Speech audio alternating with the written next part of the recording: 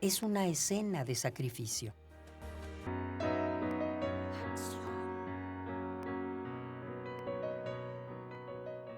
Radio UNAM, experiencia sonora. ¿Qué camino tomar?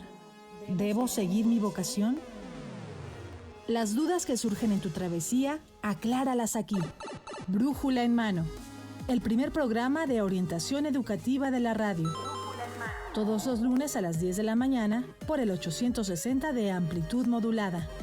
Radio UNAM, experiencia sonora. La Secretaría de Cultura, a través del Centro Nacional de las Artes, te invitan al Festival Internacional de Piano en Blanco y Negro y de Colores. Del 1 al 29 de septiembre, disfruta de la majestuosidad del piano con grandes exponentes en un solo escenario. Consulta la programación en cenart.gov.mx.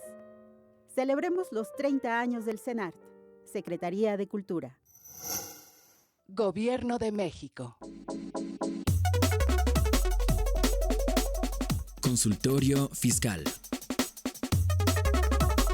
Es un programa de Radio UNAM y de la Facultad de Contaduría y Administración.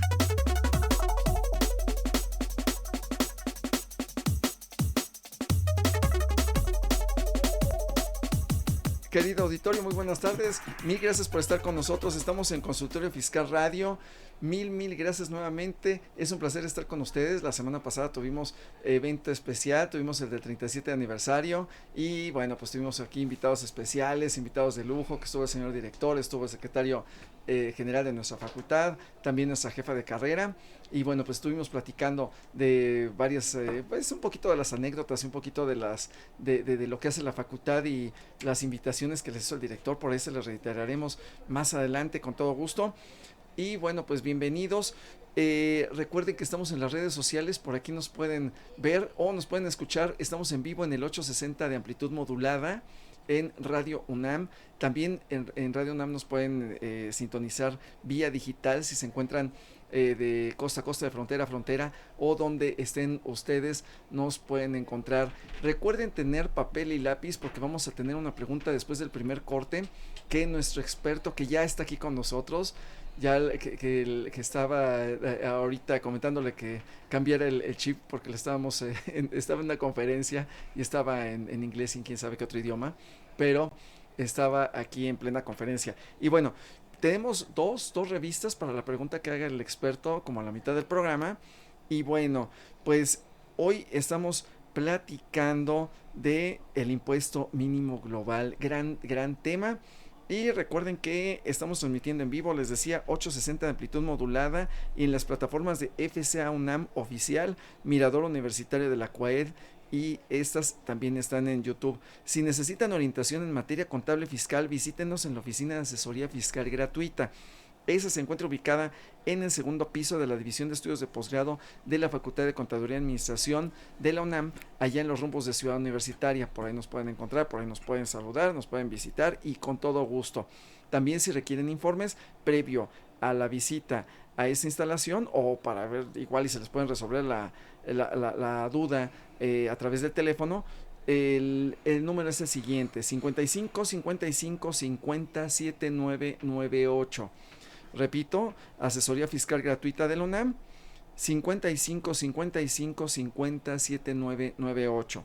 Y bueno, pues si gustan, y será un placer leer sus preguntas aquí al aire. Tenemos también números aquí en la cabina, tenemos números aquí en el estudio que son los siguientes: 55 55 36 89 89, así como el 800 50 52 688. Por si los dije muy rápido, es el 55 55 36 89 89, así como el 800 50 52 688. No se vayan, no se despeguen, vamos rápidamente a cuentas claras y precisamente nos van a hablar un poquito de qué es el impuesto mínimo global. Muchísimas gracias, volvemos en un momento, no se vayan.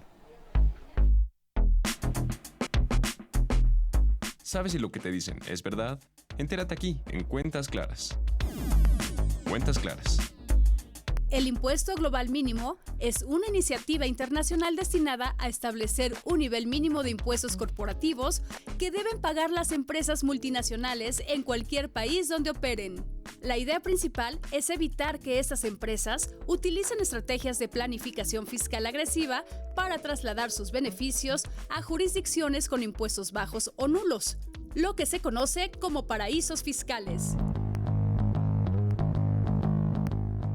El impuesto global mínimo es del 15% y se aplicaría a las grandes multinacionales con ingresos superiores a un umbral específico. Si una empresa no paga al menos el 15% en su país donde opera, su país de origen puede recaudar la diferencia.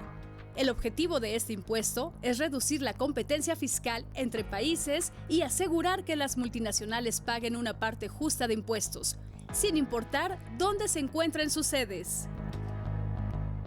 Fuente: Organización para la Cooperación y el Desarrollo Económico, OCDE.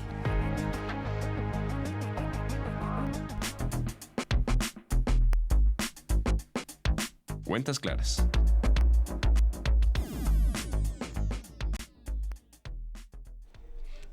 Queridos amigos, estamos de vuelta. Gracias por estar con nosotros. Muy buenas tardes a los que se están integrando. Recuerden tener papel y una plumita, un lápiz para hacer sus anotaciones, porque el tema está intenso, el tema va a estar fuerte. Y bueno, pues vamos a aprovechar al máximo a nuestro invitado, vamos a explotarlo, vamos a exprimirlo lo más que se pueda. Y bueno, permítanme presentarlo para que abordemos el tema rápidamente. Tenemos al licenciado en Contaduría, especialista fiscal, licenciado en Derecho, maestro en contribuciones y demás. Bueno, especialista en fiscal por la Facultad de Contaduría y Administración de la UNAM, licenciado en Contaduría también por la FCA UNAM, maestro en Derecho Fiscal y Administrativo por el Centro Universitario de Estudios Jurídicos. Saludos a nuestros amigos del CUEG. Licenciado en Derecho por la Universidad Humanitas, catedrático de la Facultad de Contaduría y Administración y de la División de Estudios de Posgrado de la UNAM también, con certificación general como contador público y especialidad en fiscal del Instituto Mexicano de Contadores Públicos, certificado como oficial de cumplimiento normativo, transparencia y anticorrupción por World Compliance Association, coordinador de sección y columnista, articulista y demás de la revista Consultorio Fiscal, coautor de diversos libros en materia fiscal. Y bueno, vende crepas, vende arepas y vende, como es internacionalista, bueno, pues vende de todo. Nuestro querido amigo, mil gracias, mi querido amigo y maestro Humberto Cruz Hernández. Es un honor, un placer que estés con nosotros, invitado de lujo. Muchísimas gracias. Muchas gracias, maestro, por la invitación. Me da mucho gusto estar nuevamente aquí compartiendo pues el conocimiento en materia fiscal. Excelente, mi querido amigo. Y bueno, pues nuestros amigos también están ávidos, ya nos habían insistido en que trajéramos el tema, porque aunque es algo que ya ha tenido incluso varios años, que se ha venido pues de alguna forma poco a poco dándole estructura a nivel internacional, pues México no se queda atrás. Tenemos muchos negocios internacionales, tenemos muchas operaciones y que se tienen que ver. Y bueno, para empezar y para darle contexto a nuestros amigos, te preguntaría, mi querido amigo, un poquito qué es esto del BEPS, del Base Erosion Profit Shifting, pero bueno, nada más nos quedamos ahí, pero tú que eres el expertazo, ¿qué es esto del BEPS? ¿Con qué se come? ¿Con qué con tortillas, con jamón serrano? ¿Con qué se puede? ¿Cómo lo debemos entender? ¿Qué es? Sí, pues muy bien, pues bueno, antes de iniciar con lo que sería como tal el reporte BEPS, que es básicamente un análisis de lo que es la erosión de la base gravable y el traslado de utilidades que existe de un país a otro, me parece que es importante darle un contexto a la audiencia, sobre todo porque pues generalmente en un promedio de cada 100 años hay cambios importantes en materia fiscal internacional. Básicamente, por ejemplo, en 1798, William Pitt en Inglaterra, con un equipo de trabajo, pues preparó lo que se le conoció como un impuesto extraordinario y pagadero por única vez, llamado impuesto sobre la renta. Entonces, en aquel momento, pues era el Income Tax Act, y pues era para hacer frente a las guerras con Napoleón. En 1798 se dieron cuenta que simplificaba de manera muy importante la manera de hacer el cálculo de los impuestos en aquel contexto histórico. Se fue analizando y depurando pues la manera en la que se debe de tener estructurada la ley del impuesto sobre la renta, y finalmente regresa con un impuesto ya para quedarse a partir de 1806 en Inglaterra. Ese modelo lo van copiando pues varios países, Estados Unidos, España, México lo incorpora en 1921, curiosamente por el general Álvaro Obregón, donde también se expidió un decreto por un impuesto extraordinario y pagadero por única vez, que después conocimos como Ley del Impuesto sobre la Renta, ¿no? Okay. Y bueno, en ese contexto, pues básicamente muchos de los países comenzaron a tener cada vez más transacciones internacionales y se comenzaron a dar cuenta que respecto de un mismo ingreso se estaban pagando utilidades, se estaban pagando impuestos a las utilidades en 2 o más países, o impuestos sobre un mismo ingreso en 2 o más países, y entonces pues surge la necesidad de analizar lo que es la doble tributación. El 8 de octubre de 1921 se crea un comité en la Liga de las Naciones, un comité de asuntos fiscales, para efecto de analizar alguna manera de evitar la doble tributación. Y pues precisamente en ese contexto pues surgen muchos aspectos importantes. Entre otros, por ejemplo, para evitar la doble tributación se permite el acreditamiento del impuesto sobre la renta que se pagó en otro país, que significa que básicamente vamos a poder tomar como pagado el impuesto sobre la renta que ya se pagó en otro país. Surgen pues muchos aspectos importantes respecto de, por ejemplo, lo que es la residencia fiscal, cómo debemos saber en dónde somos residentes fiscales y en dónde tenemos que pagar, por ejemplo, el impuesto sobre la renta.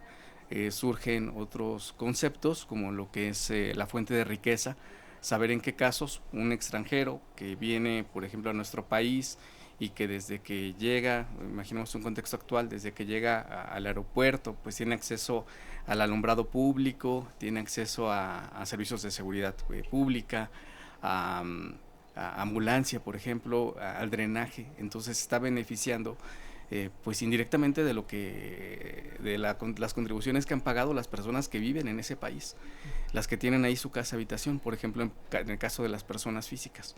Y entonces se van analizando en qué casos las personas del extranjero pues van a estar pagando el impuesto sobre la renta en un país en donde se genera un concepto que se le conoce como fuente de riqueza. Hay otros conceptos como el de nacionalidad, en el cual pues México lo tuvo hasta principios de la década de los 80s, después se eliminó.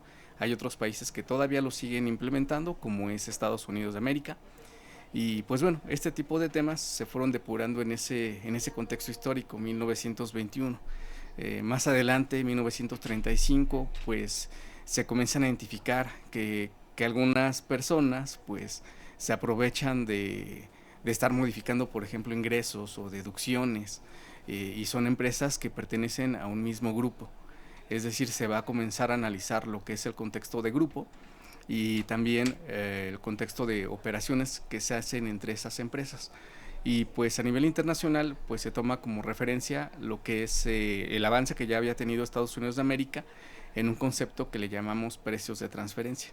Es decir, por ejemplo, empresas que son hermanas, empresas de un mismo grupo, si una empresa, por ejemplo, tiene una pérdida fiscal y esa pérdida fiscal ya está por prescribir y pues no la va a utilizar, entonces con un manejo de precios o de contraprestaciones se le incrementa el precio para que pueda aprovechar esa pérdida y la otra empresa pues toma una deducción mayor, ¿no? Entonces, para evitar ese tipo de abusos que se han implementado pues varios aspectos, no solamente por lo que es la OCDE, la Organización para la Cooperación y el Desarrollo Económicos, sino también por algunos otros organismos como es la Organización de las Naciones Unidas, y esto para crear modelos para efecto de tener pues tratados para evitar la doble tributación, que sean, digamos, que contengan un estándar mínimo.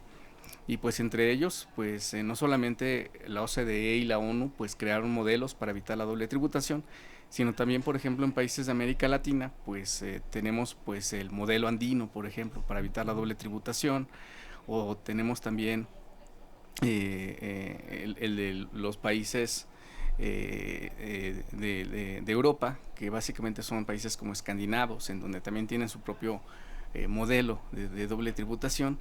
Y pues va surgiendo el análisis para verificar de qué manera en estas operaciones que se realizan entre empresas que ahora ya pues van a estar en diversos países, se puede pues no solamente tener una distribución más justa de lo que sería la carga tributaria, también para asegurar que el impuesto pues se quede generalmente en el país de residencia fiscal, permitiendo el acreditamiento del impuesto que se pagó en el extranjero.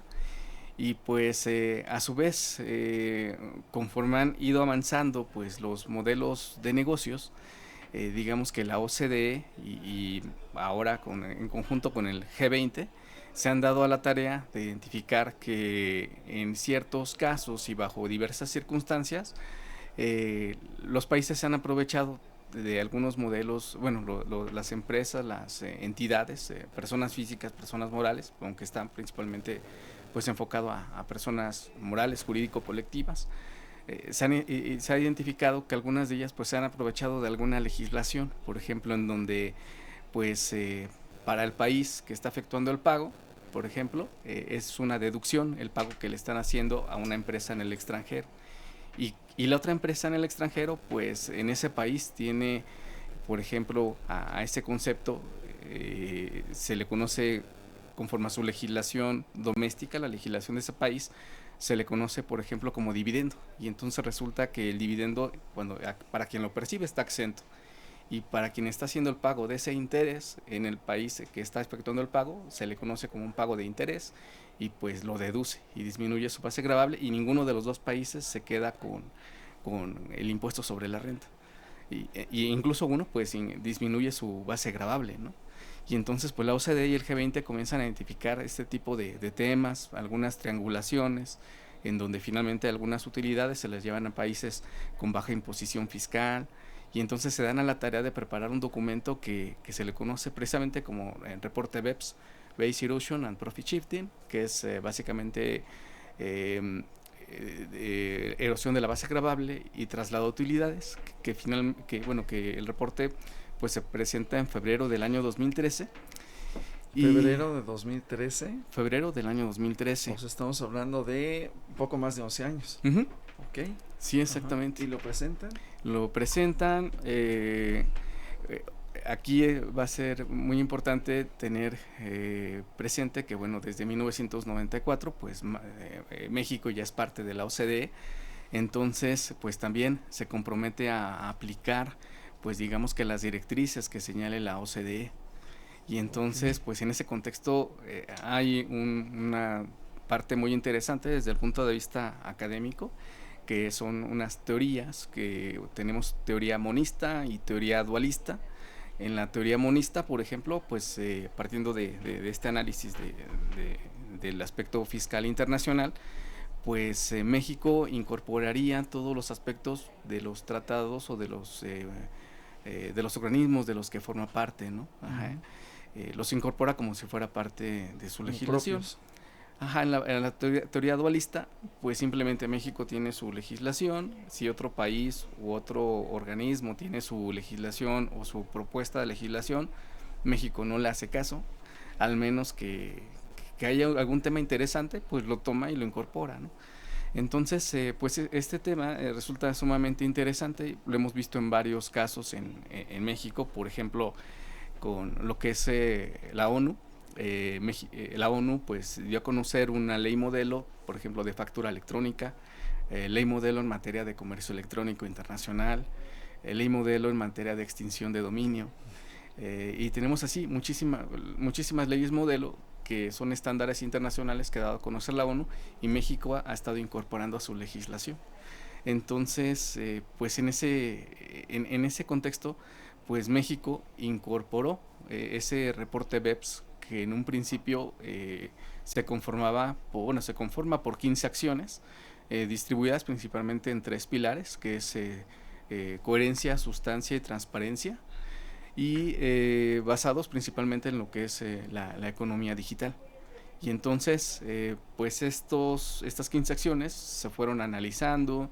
La OCDE fue recibiendo pues comentarios de versiones públicas de académicos, de países, de universidades, para saber de qué manera podía mejorar, digamos, que esas acciones. Finalmente, en octubre del año 2015 se emite el reporte final de esas 15 acciones. Entre ellas Por ejemplo, pues tenemos algunos aspectos relacionados con el tema de los intereses, por ejemplo, la acción 4, o por ejemplo la acción 7 en materia de establecimiento permanente, en donde pues de pronto la OCDE y el G20 se dan cuenta que muchas personas del extranjero realizan actividades empresariales en un país y en lugar de hacerlas por esa misma persona, fragmenta contratos o fragmenta actividades, y entonces dice, oye, pues ya como ya fragmenté todo, ya no configuro establecimiento permanente, o bien lo configuro solamente respecto de una parte mínima. Entonces ya con esta acción 7 del reporte BEPS, pues entonces ya vienen reglas antifragmentación de actividades, antifragmentación de contratos. También se comienza a regular con mayor medida lo que son los precios de transferencia, acciones 8, 9 y 10. Se da pues una importancia muy grande a lo que es el análisis de la base de datos, porque también la OCDE y G20 dicen, oye, del estudio que hicimos a los países, nos dimos cuenta que las autoridades fiscales solicitan mucha información y esa información no ha sido explotada.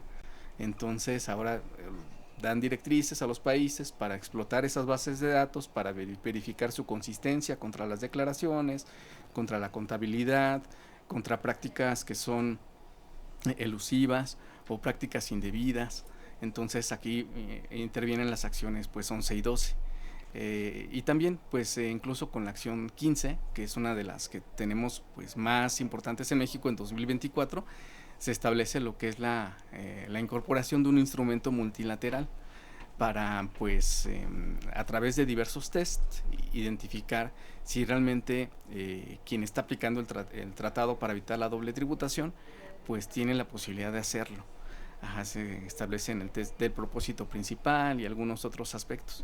Y pues eso fue hasta 2015 y hasta ahí dijimos, oye, pues ya el reporte BEPS va avanzando, muchos de los países ya han estado implementando los cambios en su legislación. México en algunos casos se anticipó de manera muy importante porque recordemos que era un mexicano el presidente de la OCDE, José Ángel Gurría, y entonces se aplicó de manera anticipada algunos temas, incluso aún sin tener el reporte final. Excelente. Y bueno, por lo menos. Sí, ya después se hicieron reformas para ajustarlo al reporte final. Por ejemplo, el tema de aspectos de operaciones relevantes y otros temas. Sin embargo, pues esto fue avanzando y básicamente, pues ahora, a partir del año 2021, la OCDE pues dio a conocer una continuidad de BEPS, digámoslo así. En la práctica internacional la han llamado BEPS 2.0, porque pues es una nueva forma de estar implementando pues diversas medidas novedosas. Y precisamente estos se basan pues en dos pilares, el pilar 1 de BEPS y el pilar 2 de BEPS. Son documentos extremadamente extensos, muy técnicos. Hay nuevos conceptos, nueva terminología que tenemos que estar aprendiendo.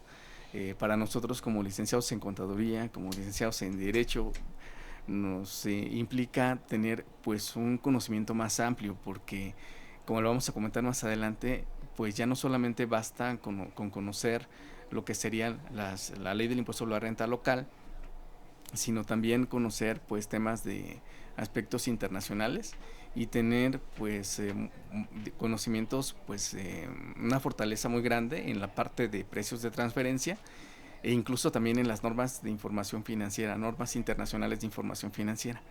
Estos temas son sumamente relevantes y también debemos de tener presente que también este año se dieron a conocer cambios en materia de normas de información financiera en cuanto a la estructura de los estados financieros. Van a entrar en vigor en 2027, sin embargo su aplicación es anticipada. El 18 de septiembre de este año, por ejemplo, el CINIP ya también dio a conocer lo que son las mejoras a las NIF. El DESC o la Fundación IFRS, pues también ante estos temas de pilar 1 y 2 de BEPS, principalmente por el pilar 2, pues también se dio a la tarea de estar actualizando diversos temas de sus normas de información financiera en 2023, 2024 y pues incluso como no todos los países, como es el caso de México, han implementado pues tanto Pilar 1 y Pilar 2 de BEPS, entonces también emitieron normas en materia de revelación para los estados financieros y demás aspectos, pero pues digamos que es un tema muy muy importante. Como decíamos, México todavía no lo ha implementado. Es muy probable que el primero que se implemente sea el Pilar 2. Sin embargo, pues hasta lo que nosotros sabemos, por lo menos en medios de comunicación, es que con la reforma fiscal que se estará presentando pues a más tardar el 15 de noviembre de este año, pues aparentemente no hay ningún tema relacionado con Pilar 2. Sin embargo, esto va a tener en la medida en la que México lo implemente o no lo implemente, pues puede tener un impacto importante en la recaudación. Ajá. Ok, en toda la inversión y todo lo demás, entonces. Sí. Wow, no, pues sí, maestro. Pues toma un respiro, toma tantita agua. Igual nuestros queridos amigos que nos están escuchando, bueno, pues tema, como ven, abordado por el experto. Y que yo ya aquí ya tomé mis notas porque ya vine a tener este contexto que nos hablas de. Alguien me dijo así muy coloquialmente, BEPS, pues ¿dónde quedó la bolita, no? Uh-huh. A lo mejor muy coloquial, que es lo que pretenden muchas empresas multinacionales. Hay unas que por la propia operación pues se dejan llevar, y otras ya por una mala práctica, por una interpretación que se tiene a lo mejor a favor de la empresa, pues, terminan evadiendo impuestos y terminan no pagando en ningún lugar. Entonces, uh-huh. Bueno, pues queridos amigos, espero que hayan tomado nota, porque regresando de esta pequeña pausa vamos a tener la pregunta del experto para que se lleven. Tenemos dos suscripciones donde el maestro escribe ahí, el maestro Humberto Cruz, y también es coordinador de sección, así que no nada más escribe, revisa, y entonces si está mal, pues hace si está mal no, si hay algún ajuste que realizar, él con todo gusto lo realiza, así que bueno, por ahí pueden ver sus letras en la revista Consultorio Fiscal, así que estén atentos porque tenemos 2 suscripciones si ustedes responden correctamente a la pregunta que hará al momento que regresemos. Y bueno, pues nos vamos con pocas palabras y precisamente nuestra revista Consultorio Fiscal en el número 842 para que conozcan su contenido. No se muevan, no se vayan. Estamos platicando del impuesto mínimo global con expertazo Humberto Cruz. Muchísimas gracias, regresamos en un momento. Lo más relevante en pocas palabras. 17 de septiembre. Economía mexicana avanza a paso de tortuga. El Producto Interno Bruto creció 1.1% en julio y agosto. La economía mexicana mantiene el ritmo semilento, por lo que las expectativas del Producto Interno Bruto permiten ver la inercia con la que iniciará el 2025. 18 de septiembre. China es el segundo socio principal de México. Así ha crecido el intercambio comercial en 2024. Se ha posicionado como el segundo país con más volumen de comercio bilateral con México. El comercio bilateral entre México y China registró un crecimiento en el primer semestre de 2024 de 12.3% según cifras de la Secretaría de Economía. 20 de septiembre. Peso tiene pérdida marginal en sesión volátil, luego del recorte de tasa en Estados Unidos. La moneda llegó a apreciarse en 0.70%, pero al final de los negocios perdió 0.08%. La atención del mercado está puesta en la decisión de política monetaria del Banco de Japón. Fuentes: El Financiero y Forbes México. Lo más relevante en pocas palabras. XEUN AM 860 Radio UNAM. En su edición 842, correspondiente a la segunda quincena de septiembre de 2024. Consultorio Fiscal, como siempre, presenta interesantes artículos de corte fiscal, jurídico, laboral, contable financiero y de prevención de lavado de dinero. La recién publicada reforma a la Constitución de la Ciudad de México respecto al tema de la propiedad privada es analizada en esta ocasión por Carlos Alberto Burgoa Toledo, quien, como siempre, nos comparte sus puntuales y fundamentados comentarios. Cuando las horas extras son delito. En este artículo, Hipólito Romero Reséndez examina el decreto que vincula la trata de personas con cuestiones laborales, exponiendo importantes consideraciones sobre los alcances de tipo penal en las relaciones laborales, el teletrabajo, la explotación y las horas extras.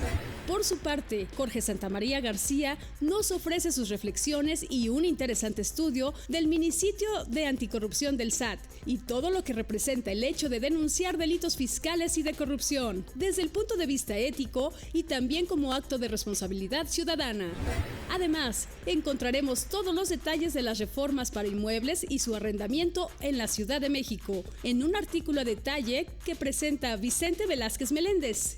De igual manera, se abordan otros temas no menos importantes, como el decreto por el que se otorgan estímulos fiscales para incentivar el uso de medios de pago electrónicos, la cancelación de sellos digitales y cómo evitarla, las implicaciones en el costo fiscal de acciones recibidas en donación para personas físicas, las jurisprudencias del Tribunal Federal de Justicia Administrativa respecto a la imposición de la multa mínima y, como cada quincena, las principales disposiciones del Diario Oficial de la Federación. Todo esto en el número 842 de Consultorio Fiscal. Suscripciones a través de la tienda electrónica publishing.fca.unam.mx o en la revista electrónica consultoriofiscal.unam.mx.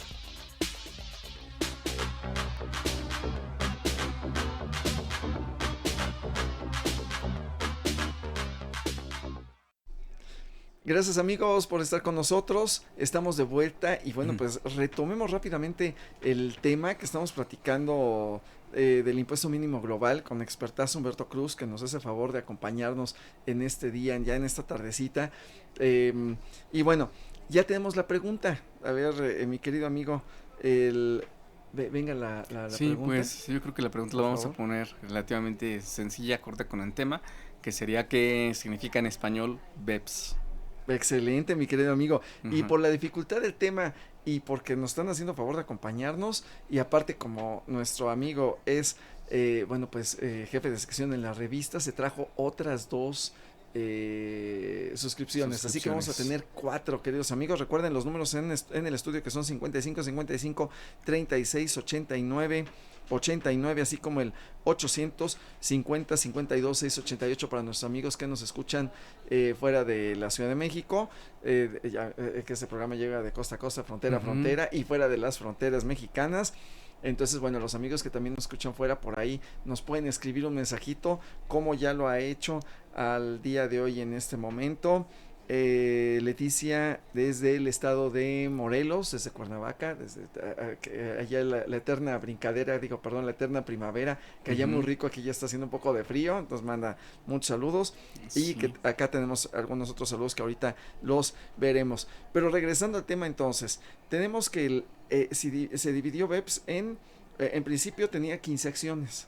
15 acciones. Y después se contemplaron 3 pilares. Ajá, bueno, las 15 acciones están agrupadas en 3 pilares: coherencia, sustancia y transparencia. Ok, entonces, muy bien. Y entonces, a ver, nos dijiste coherencia. Coherencia, sustancia y transparencia. Ok, muy bien. Y eso es a nivel internacional, pero, o sea, ¿qué onda? ¿Quién supervisa que si se cumplan? ¿Cómo le llaman la atención a México? ¿Cómo se le llama la atención a las empresas? Sí, en este caso, pues bueno, la OCDE emite las directrices. Ahora, con esta parte que sería la pilar, bueno, sería BEPS 2.0, vamos a llamarlo así, que serían los pilares 1 y 2. Entonces, la OCDE envía directrices, emite directrices. Las administraciones tributarias y también incluso pues los legislativos de cada país pues analizan esas directrices, las van implementando, dependiendo, las ajustan a su legislación. Por ejemplo, con el Pilar 2 ya van un poco más de 30 países que ya lo han implementado. Entonces también ese es un avance pues importante y es una pues un tema pues interesante de que están comprometidos con implementar pues esas directrices y a su vez pues la OCDE tiene pues un equipo que apoya a las administraciones tributarias con la implementación e incluso también emite pues digamos que son modelos para la implementación o guías de acción para efecto de la implementación. Ok. Entonces es lo que va haciendo, va llevando de la mano, va llevando con una guía a las administraciones tributarias principalmente. Ok, por si tiene dudas, por si no sabe cómo hacerlo, o si se lo están llevando al baile, porque las empresas, muchas lamentablemente, tienen a sus asesores que los llevan por el camino de las malas prácticas y tienen que, la autoridad se tiene que poner al corriente con esas malas prácticas para que dejen de, primero para que las identifiquen y luego al final del día, como decíamos, pues dónde quedó la bolita, dónde quedó el impuesto, dónde se fue, porque hay operaciones que por su propio diseño o por su propia naturaleza se dan así, ¿no? Por ejemplo, si yo compro una mercancía en China, estoy en un barco de bandera noruega, de matrícula panameña y vendo, todavía está la mercancía en el contenedor porque se puede dar, ¿no? A lo mejor ya no llega, tengo que traerla a México y la vendo en aguas internacionales de Madagascar, ¿no? Entonces, ¿quién es el que tiene? Y aparte, yo soy mexicano con residencia en pues no sé, en Turquía. Y tengo mi establecimiento permanente en Irlanda. Entonces al final del día, ¿dónde va a ser? O sea, la naturaleza de mi operación a lo mejor sí es así, o mi planeador me llevó por allá. Entonces es lo que pretende tanto el organismo internacional como los organismos nacionales, ¿no? Sí. Porque ahí entramos también en un tema de soberanía, ¿no? Sí, hay un tema muy interesante de si realmente existe o no la soberanía o si se respeta o no. Y también el tema de potestad tributaria, quién tiene la potestad tributaria de tener derecho a esa recaudación. Y precisamente en ese contexto, por ejemplo, en de los pilares 1 y 2, en el pilar 1 surge un tema pues muy interesante.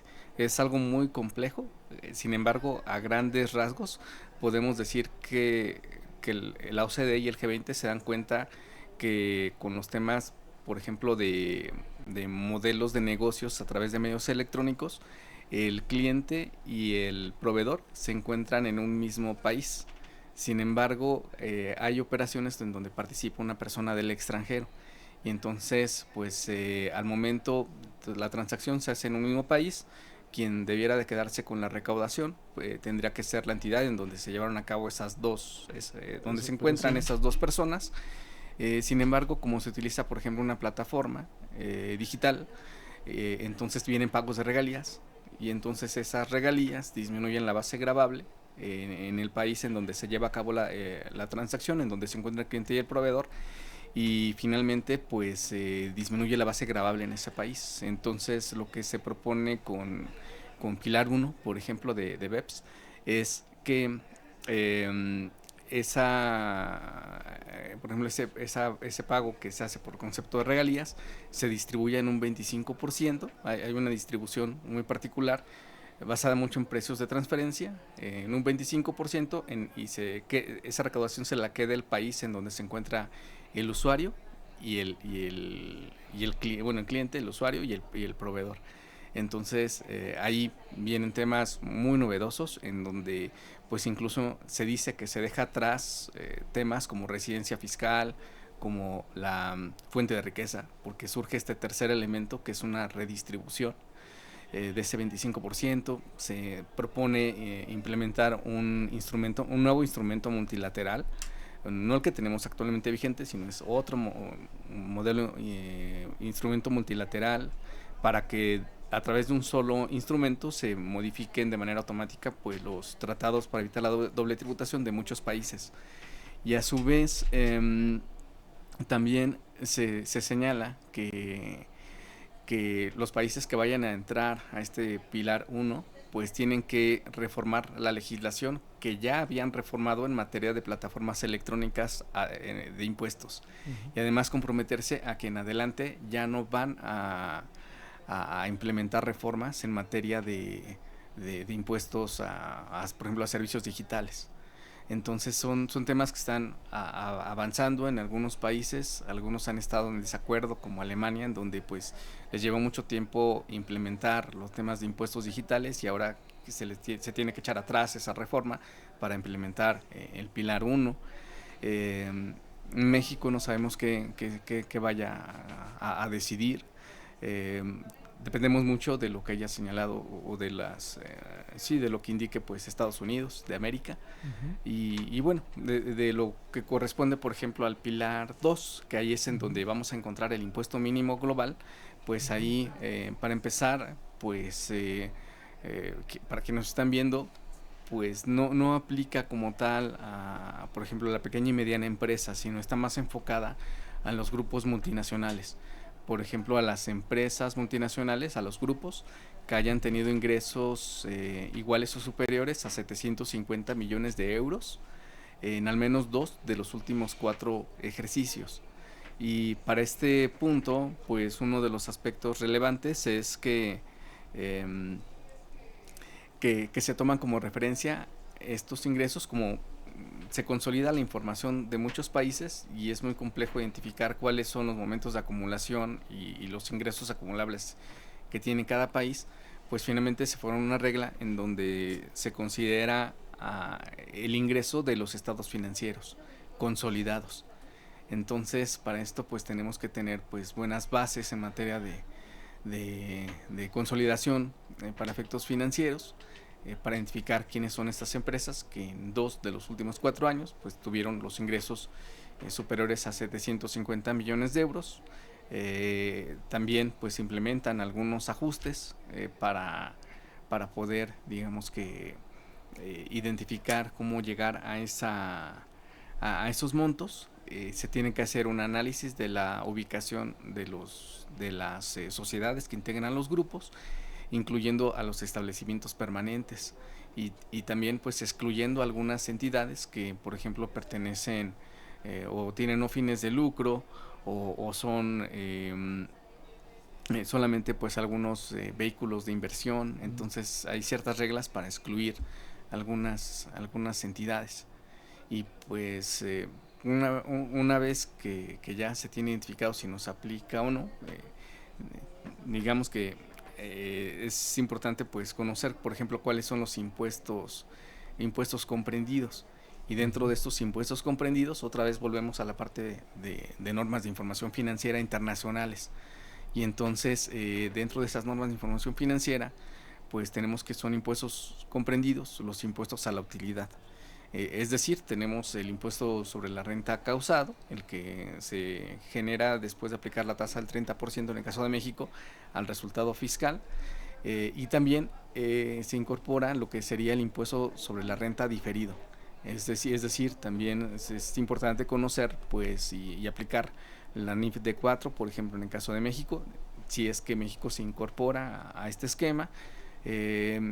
Conocer pues detalles de lo que es la NIC 12 para efectos de IFRS, si alguna entidad aplica pues US GAAP o normas de información financiera de Estados Unidos, lo que sería la norma ASC 74010, y para conocer estos impuestos. Y adicionalmente pues va a ser importante, además de aplicar adecuadamente la legislación pues del país, pues identificar algunos otros impuestos locales que no son el objetivo de BEPS.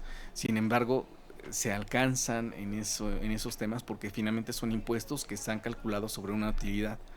Hay algunos países que tienen pues impuestos a la industria minera, por ejemplo, y que sin ser la intención se encuentran en ese alcance, ¿no?, de impuestos a la utilidad.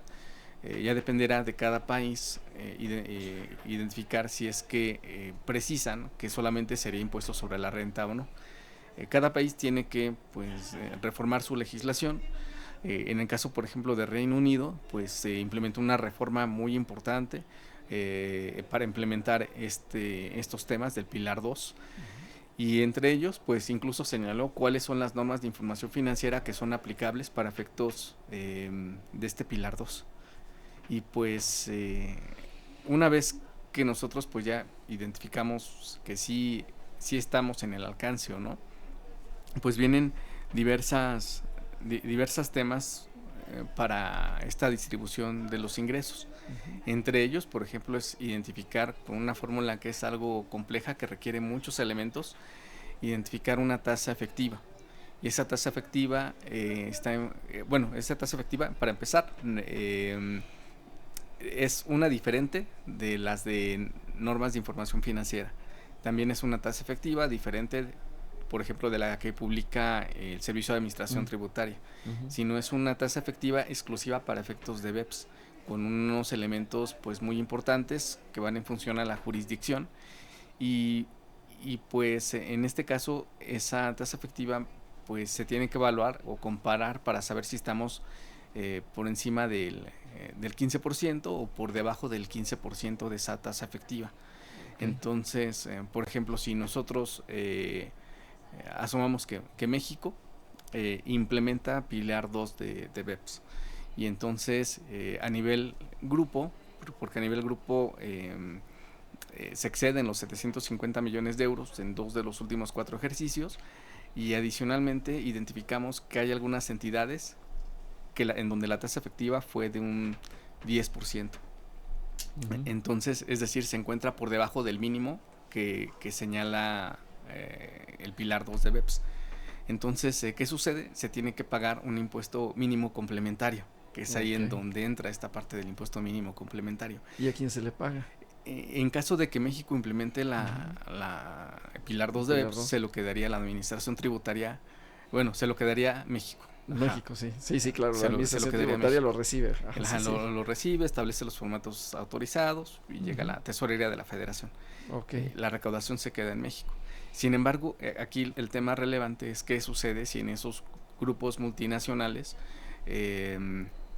por ejemplo, pues México decide no implementar nada, decide no implementar la acción 2, el Pilar 2, y de pronto pues se encuentra con un grupo en donde a nivel internacional sí califica para efecto del Pilar 2. Y entonces, en este caso, pues, aun y cuando México no implemente este tema, pues, si todo continúa así como está hasta ahora, pues el licenciado en Contaduría o el contador público de México tendría que estar estudiando el Pilar 2, porque seguramente le van a pedir a nivel internacional que efectúe el cálculo. Y entonces la pregunta sería, oye, tú a nivel jurisdicción, y después de terminar este procedimiento de tasa efectiva de BEPS, las entidades están por debajo o por encima del 15%. Si están por encima del 15%, no pasa nada. O sea, no se paga ningún impuesto mínimo global ni nada.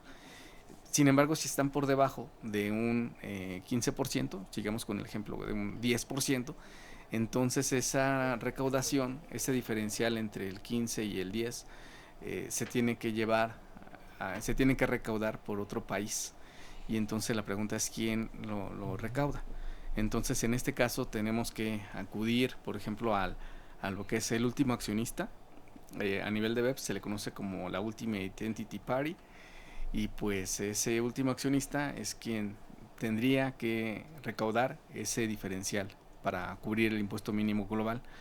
Sin embargo, dependemos de si ese país en donde tiene su residencia este último accionista ha implementado el Pilar 2 de BEPS. Si implementó el Pilar 2 de BEPS, ese país se queda con esa recaudación. Si no ha implementado el Pilar 2 de BEPS, entonces tiene que bajar esa información a hacer un análisis a una subsidiaria. Si una de las subsidiarias aplicó Pilar 2 de BEPS, ya tiene su legislación y la tiene completa, pues son 3 elementos importantes. Si ya la tiene completa, implementada, entonces la recaudación se queda en la subsidiaria. Entonces, recapitulando, en este escenario actual, escenario 1 es México, por ejemplo, sí lo tiene implementado y se queda por debajo de la tasa mínima. La recaudación se la queda México. Escenario 2, México no tiene implementado Pilar 2. Entonces analiza hasta el último accionista, y si ese accionista tiene implementado en sus leyes domésticas el Pilar 2, entonces la recaudación se la queda el país en donde sea residente ese accionista, ese último accionista. Escenario 3, si México no tiene implementado Pilar 2 y el país en donde es residente el último accionista tampoco tiene implementado el Pilar 2, entonces tiene que analizarse la información hacia abajo para saber cuál de las entidades, de las subsidiarias, lo tiene implementado. Y se lo quedaría esta sociedad. Entonces es un trabajo en conjunto, y por uno de los países que haya entrado a la acción, a Pilar 2 de BEPS, pues entonces se detona todo este enorme mecanismo en donde pues se comienzan a analizar pues las implicaciones de qué pasa con ese impuesto mínimo global o no. Hay algunos países que, por ejemplo, para implementarlo, pues han incorporado un título específico a su ley del impuesto sobre la renta, exclusiva para Pilar 2 de BEPS. Hay algunos otros países que han decidido pues incorporar pues una ley de impuesto mínimo, pero pues de cualquier forma pues ya lo están analizando. ¿Y México ha dicho algo?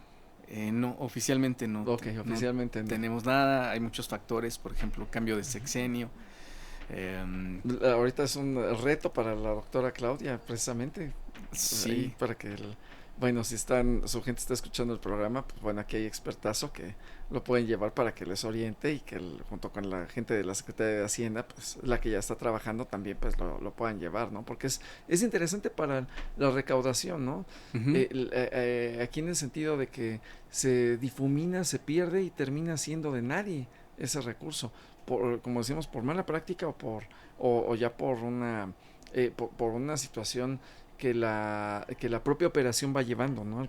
a los contribuyentes, ¿no? Que tienen ya hay empresas que tienen presencia prácticamente en todo el mundo, y bueno, pues que al final del día terminan pues no pagando el impuesto, y efectivamente porque no es porque no quieran, sino porque pues no hay quien se los cobre, ¿no? Pagan sus tasas, pagan sus cantidades en el país que les corresponde, y ya con eso razonablemente estarían cumpliendo, pero como es ahorita se les escapa, porque bueno, pues terminan vendiendo aquí, cobrando allá y haciendo un desastre por acullá.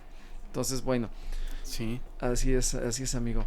Y y bueno, entonces están estos dos pilares.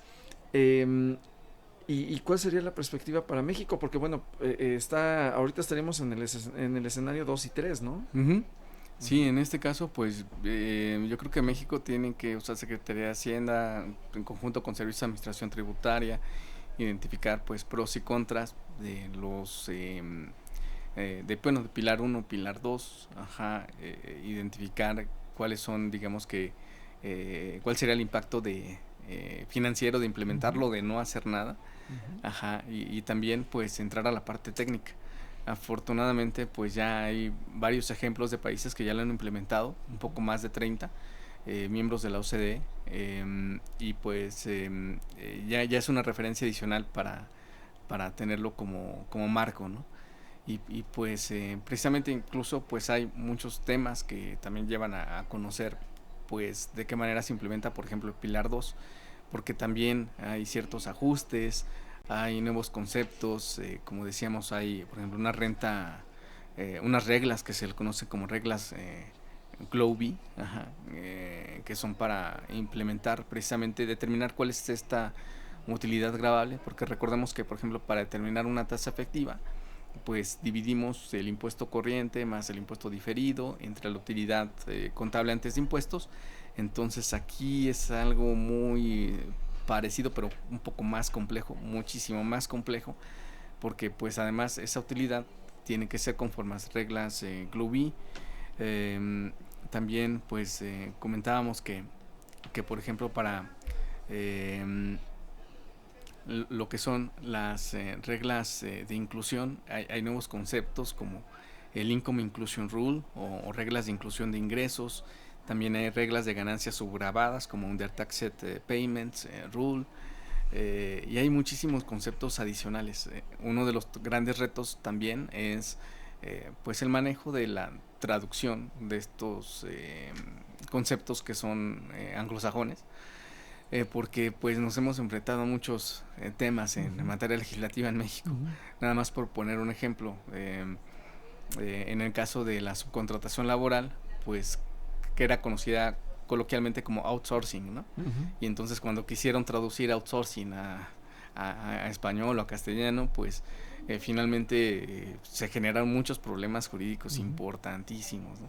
Claro. Ajá. Sí, se tiene que tropicalizar, ¿no? O sea, no nada más la mera traducción, sino tropicalizar a nuestra realidad, ¿no? No nada más México, ¿no? Latinoamérica en este caso. Sí. Que compartimos la lengua, pero hay veces que esa lengua se tuerce un poquito más o se tuerce un poquito menos. Y también con respecto a lo que mencionas ahorita, creo que importante en relación a la propia legislación, no es lo mismo las IFRS que las normas de información financiera que en México, ¿no? Incluso en esa, dirían muchos, ¿no? Conforme al punto de vista, conforme a esa, diríamos, pues nada es verdad, nada es mentira, todo según el color del cristal con que se mira, y acá en México, o si estamos en la India, o si estamos en Sudáfrica, pues es totalmente diferente la aplicación.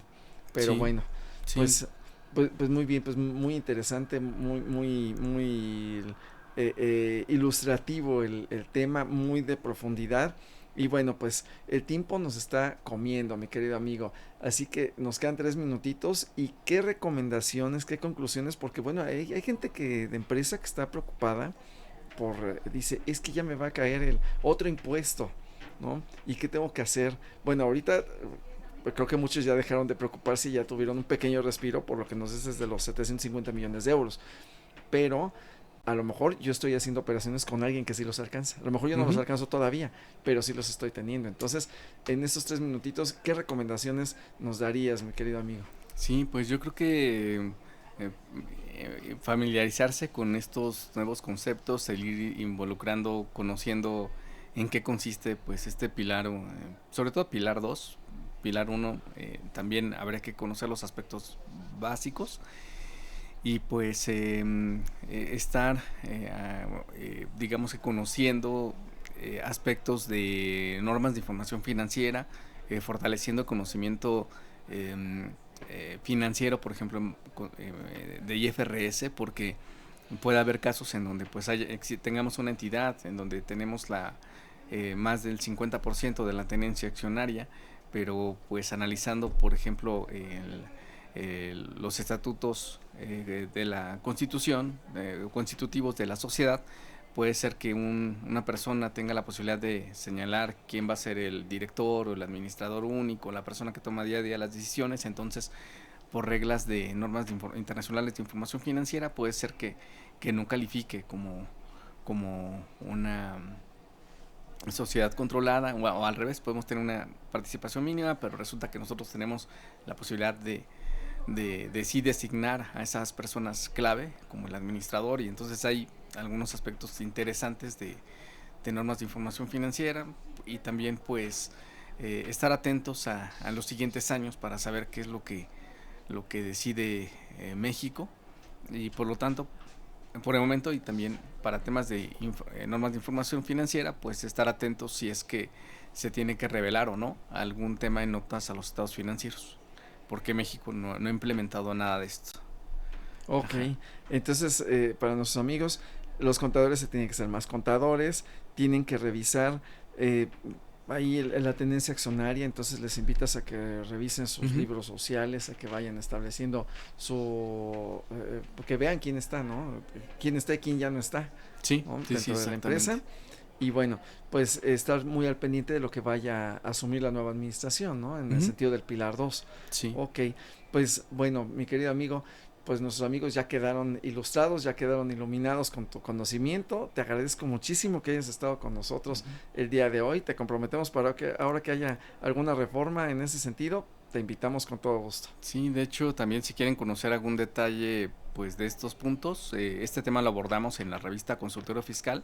Me parece que es del mes de agosto. Ah, ok, perfecto. Entonces ahí para que revisen el número. Muchísimas gracias, amigo, por recordarnos. Y bueno, pues es todo por el día de hoy. Los invitamos a que nos sintonicen la siguiente semana con el tema Medidas cautelares en el litigio fiscal estratégico con el licenciado Miguel Ángel Martínez Uc. Y director general de Radio UNAM, Benito Taibo, director de la Facultad de Contaduría y Administración de la UNAM, doctor Armando Tomé González, secretario de Divulgación y Fomento Editorial de la Facultad de Contaduría y Administración, Gustavo Almaguer Pérez, en los controles, Socorro Montes, en la producción por parte del Departamento de Medios Audiovisuales de la Facultad de Contaduría y Administración, Netzahualcóyotl Jara, Nancy Audelo, Miriam Jiménez, Alma Villegas, Pablo Santiago, Carlos Castellanos, Alexis Romo. Agradecemos la colaboración especial de Julio Pérez y José Ramón San Pablo, personal de Mirador Universitario de Cuaed.